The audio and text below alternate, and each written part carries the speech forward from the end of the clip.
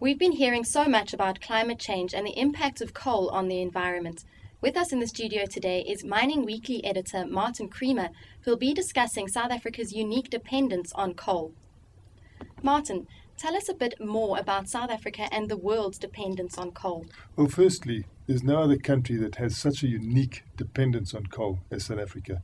You know, there's no other country in which you can go down to your airport, like I could go down to our Tambo now, and fly out on coal, not on a magic carpet, but on coal, and courtesy of Sasol. There's no other country in the world where I could go down to my petrol pump and fill my car with either petrol or diesel from coal. And we're 30% dependent for transport fuels on coal.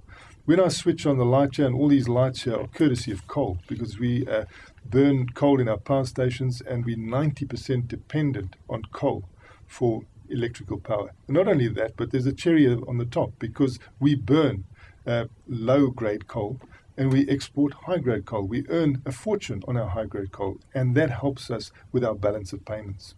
With this huge dependence on coal, what does it mean for the environment? Well, we're putting so much carbon into the atmosphere. We're putting more carbon, and we're also uniquely dirty Yes.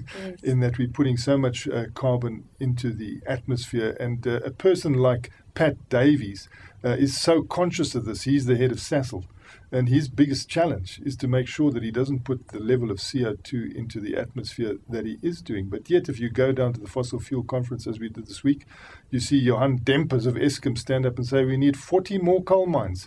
And you see John Topper of the Clean Coal Centre of the UK come forward and say, you know, there's a love-hate relationship with coal in the world. Although the world says, hey, coal, let's get rid of it, coal is still king. And they can't get rid of it. And in fact, in the next 20 years, John Topper says we will be using more coal, not less coal.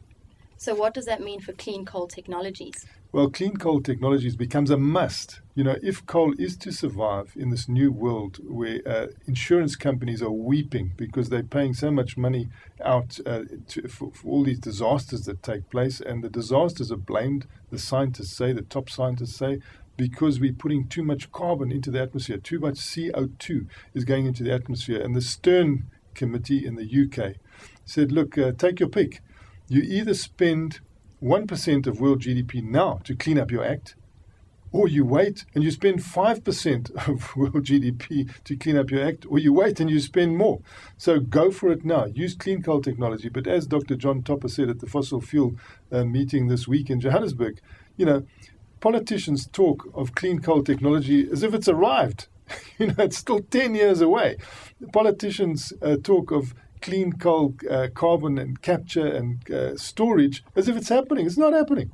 And, you know, South Africa needs to be conscious of this. But when you talk to the Department of Minerals and Energy in South Africa, they say there are many more challenges in South Africa. We've got poverty eradication. We've got so many more things. Why can't the developing world perhaps set up a test case in South Africa? We use so much coal, we could then put up a capture and storage, carbon capture and storage trial plant in South Africa and see how things work. And, you know, the world has been invited to do this. And it's an incredible thing that they'll do with carbon capture and storage. I mean, it's not an easy job. You first got to capture the storage, and that's why people say Sasol should start, because they will find it easiest to capture all that CO2 because they put so much of it into the atmosphere. And then after you capture it, you've got to store it. And therein lies the rub. Yes. Because South Africa is searching now for a place to store the carbon dioxide, and it's not too easy. You've got to have aquifers that have good sediment, good rock, so that there can't be an escaping of that into the atmosphere, and you've got to pipe at long distances. So it's going to add to the cost, and this is what everybody fears. But the greater cost will be doing nothing, and there will be swift action against coal. And we saw in the 50s what happened when Saudi Arabia and the suppliers of oil put up the oil price. People moved away from oil at the rate of knots. I mean, most of the power stations used to be oil-fired. They moved over to coal-fired. Now we've got a situation where most of the power stations are coal-fired.